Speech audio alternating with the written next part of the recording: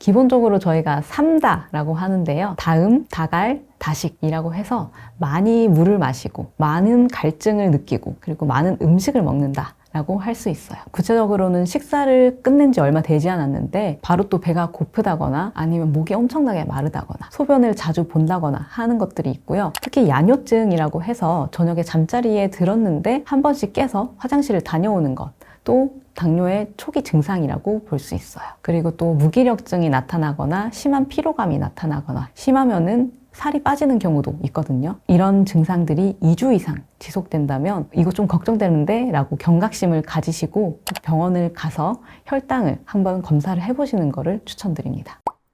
전 3가지 정도로 될 수 있는데요. 첫 번째는 SNS를 많이 활용하면서 노출이 많이 됐기 때문인 것 같습니다. 저희가 유튜브나 틱톡 같은 거를 켰을 때 가장 먼저 노출되는 게 이제 유행하고 있는 것들이 뜨잖아요. 그때 많은 분들이 보시는 게 대체로 먹방이에요.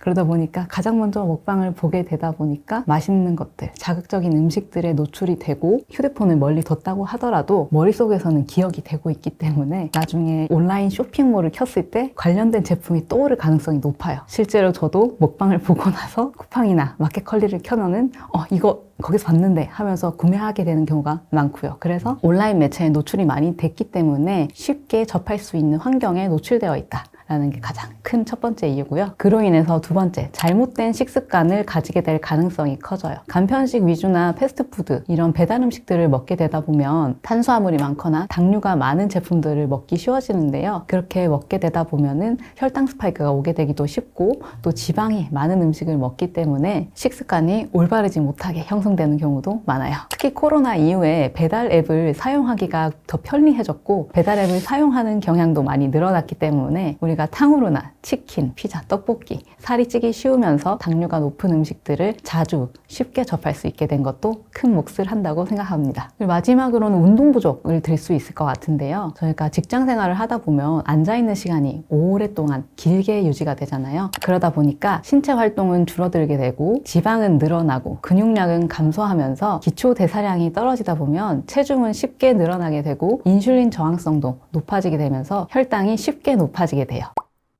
당뇨에 가장 도움이 되는 음식으로는 저는 무가당 두유인 것 같아요. 많은 분들이 탄수화물을 먹지 못하는 이유가 바로 단맛을 느끼지 못하는 것에 대해서 스트레스를 많이 받기 때문인데요. 실제로 저희 어머님께서도 그 때문에 단 거를 계속 먹고 싶어하는 욕구를 못 참은 경우가 많아요. 특히 당이 적게 들어간 두유나 아예 설탕이 들어가지 않은 두유를 드시면서 단맛을 먹지 못한다는 그 욕구를 많이 충족을 하셨어요. 내가 이제 당뇨를 진단을 받았거나 당뇨를 유지하는 데 오랜 시간이 걸리신 분들은 단맛을 느끼고 싶을 때 두유를 활용하시면 훨씬 더 식욕을 조절하는 데 큰 도움을 받으실 수 있을 것 같아요. 저는 메일에서 나온 99.9 무가당 두유를 추천드립니다. 그래서 제일 강조드리는 게 바로 단백질 식품이에요. 단백질이 많이 든 음식이라고 하면 돼지고기, 목살이나 안심살, 앞다리살, 그리고 닭가슴살, 회 종류를 드릴 수 있는데요. 이런 단백질을 가장 먼저 추천드리는 이유가 당뇨병이 있는 분들은 대부분 탄수화물 위주의 식단을 많이 드시기 때문이에요. 단백질이 있는 음식을 먹으면 혈당이 완만하게 올라갈 뿐만 아니라 포만감을 느낄 수 있어서 다른 간식이나 달달한 음식을 찾을 수 있는 기회도 적어지게 되는데요. 실제 저희 어머님 같은 경우에도 당뇨 20년 차인데 예전에는 식사를 하실 때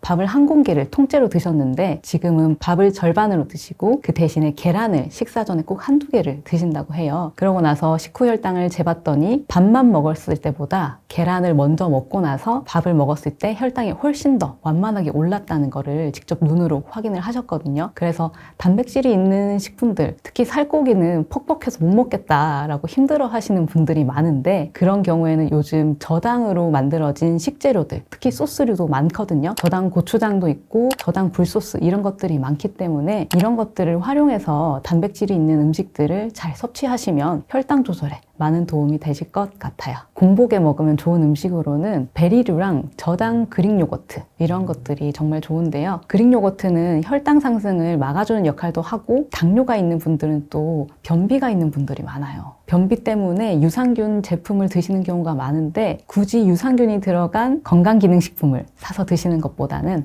아침에 공복일 때 그릭 요거트나 요거트 그리고 혈당 조절에 또 도움이 되는 베리류 과일을 함께 드시면 훨씬 더 도움이 되실 것 같습니다.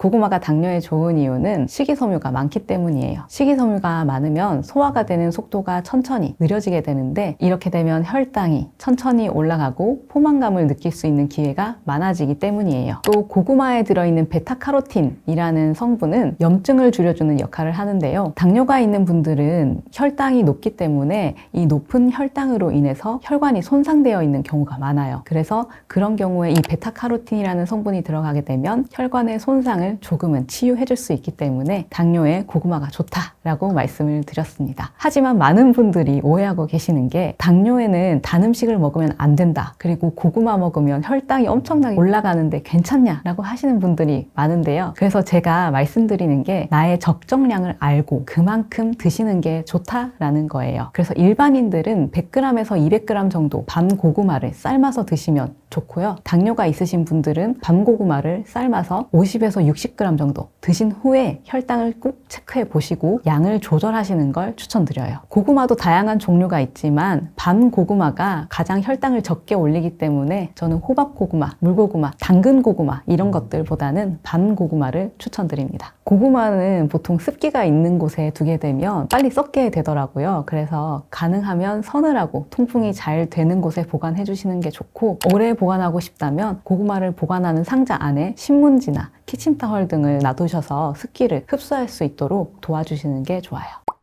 식초가 당뇨에 가장 좋은 이유는 식욕을 잡아주기 때문이에요. 식초의 신맛이 식욕을 억제해주는 역할도 하고요. 또 실제로 샐러드나 음식에 식초가 들어가게 되면 신맛 덕분에 과식을 조금 줄일 수 있게 돼요. 또 그리고 식초는 탄수화물이 흡수되는 속도를 늦춰주기 때문에 혈당이 완만하게 상승하도록 도와줘요. 그래서 당뇨 환자분들 같은 경우는 탄수화물이 있는 음식을 먹을 때 꼭 식초를 조금씩 드시는 게 좋고, 식초를 그냥 드시는 게 어렵다 하면 샐러드나 야채 무침 같은 데 넣어서 드시는 게 좋아요. 그런데 혹시라도 위가 좋지 않거나 소화기관이 약하신 분들 같은 경우에는 식초를 원액으로 드시는 것보다는 꼭 물에 많은 양을 희석해서 천천히 드시는 게 좋고요. 실제로 저 같은 경우에도 위가 좋지 않아서 유행하는 사과 식초를 먹었다가 한동안 고생한 경험이 있거든요. 그래서 위가 좋지 않은 분들은 꼭 소량을 먼저 드셔본 후에 조금씩 양을 늘려가시는 거를 추천드려요. 식초를 아예 못 드시는 분들 있잖아요. 네. 우선 식초의 신맛이나 이런 상큼함을 느끼고 싶으시다면 레몬을 저는 추천드리는데요. 레몬도 염증을 낮춰주는 효과도 있고, 또 이제 당을 천천히 오르게 하는 그런 역할도 조금은 도와주기 때문에 식초가 너무 먹기 힘들다 하시는 분은 레몬을 드셔서 레몬을 대체제로 드셔보시는 것도 좋을 것 같아요. 직접 즙을 내서 드셔도 되고, 시중에 판매하는 레몬즙도 요즘은 유기농으로 만든 제품들이 많으니까요. 인터넷에 검색하시면 쉽게 찾으실 수 있을 테니까 한번 도전해 보시는 것도 좋을 것 같아요. 당뇨가 있으신 분들이 항상 걱정하시는 게 저혈당이 올까봐, 저혈당이 오면 어떻게 해야 되죠? 라는 것들이거든요. 실제로 제가 당뇨로 고생하시는 분들을 한 달 동안 직접 식습관을 피드백 해드리는 일을 했었는데, 그때 이제 많은 분들이 고혈당은 괜찮은데 저혈당이 왔을 때 어떻게 해야 될지 모르겠어요, 고민하시는 분들이 굉장히 많았어요. 저혈당이 오게 되면 제일 처음에는 하품을 하게 될 수도 있어요. 그리고 약간은 졸립다, 머리가 몽롱해진다, 이런 느낌을 많이 받을 수 있고요. 증상이 조금씩 심해지게 되면 손이 떨리고 식은땀도 나고 약간은 어질어질하면서 쓰러질 수도 있어요. 그리고 심각한 경우에는 진짜 정신을 잃고 바닥에 쓰러져서 거품을 무는 경우도 있거든요. 실제로 제가 간호학생일 때 병원 실습을 나갔는데 저혈당이 와서 병원 복도 한가운데서 쓰러져 있었던 분을 발견한 적도 있었어요. 그때 혈당을 쟀더니 혈당이 45 정도가 나왔고, 선생님들이 급하게 뛰어와서 응급처치를 했던 경험이 있거든요. 그래서 당뇨 환자분들에게 저혈당은 정말 위험한 그런 상황이기도 하기 때문에 항상 내가 저혈당을 대비해서 꿀이나 포도주스, 사과주스, 아니면 설탕이 많이 들어간 사탕 같은 것들은 비상으로 준비해 두시는 게 좋아요. 사실은 저혈당이 올 가능성이 그렇게 많지 않은데도 항상 그 위험성에 대해서 걱정을 하시는 분들이 많더라는 얘기거든요. 그래서 그럴 때를 대비해서 우리가 뭐 사과주스나 포도주스 이런 거를 드셔도 좋지만, 집에 항상 구비해 두시는 게 우리 어르신들은 꿀이라는 생각이 들었어요. 그래서 저혈당이 오셨을 때 당황하지 마시고 집에 싱크대에, 주방에 있는 음식들 중에 꿀이라는 게 있을 테니까 그 꿀을 한 스푼 떠서 물에 녹여서 재빠르게 드시면 좋다라는 이야기를 드리고 싶었어요. 암이나 다른 병들 같은 경우는 치료제가 명확하게 있고, 그 질병이 치료가 되면은 끝이 나고 예후만 관리해주면 되는 질병들이 많은데 당뇨라는 거는 우리가 생활병이라고도 하거든요. 그래서 계속해서 관리를 해줘야 하기 때문에 이 부분에서 스트레스를 많이 받는 분들도 많아요. 그래서 오랫동안 당뇨를 앓는 분들은 당뇨는 내 친구다 라고도 이야기를 많이들 하세요. 보통은 건강검진을 받을 때 그럴 때 공복 혈당이 높으시네요 라고 이야기를 들어서 이제 걱정이 돼서 병원을 갔더니 당뇨입니다 진단을 받는 경우가 많으시고요. 또 다른 경우에는 가족력이 있으신 분들, 저 같은 경우에도 어머니께서 당뇨가 있다 보니까 내가 당뇨 위험군이지 않을까 라는 생각 때문에 병원에 갈 때 한 번씩 혈당 체크를 하거든요. 이제 그러다가 우연히 당뇨가 있는 것 같아요 라고 얘기를 들으면서 당뇨 진단을 받게 되는 경우도 있어요. 그리고 임신을 하신 분들도 임신성 당뇨라고 해서 내가 임신을 했는데 혈당이 갑자기 높아져서 병원에 갔더니 임신성 당뇨입니다 하고 진단을 받은 경우도 있어요. 보통은 출산을 하고 나서 괜찮아지는 경우가 많지만 또 특이 케이스인 경우에는 출산을 하고 나서도 혈당이 쭉 높아서 당뇨로 진단을 받는 경우도 꽤 있으세요.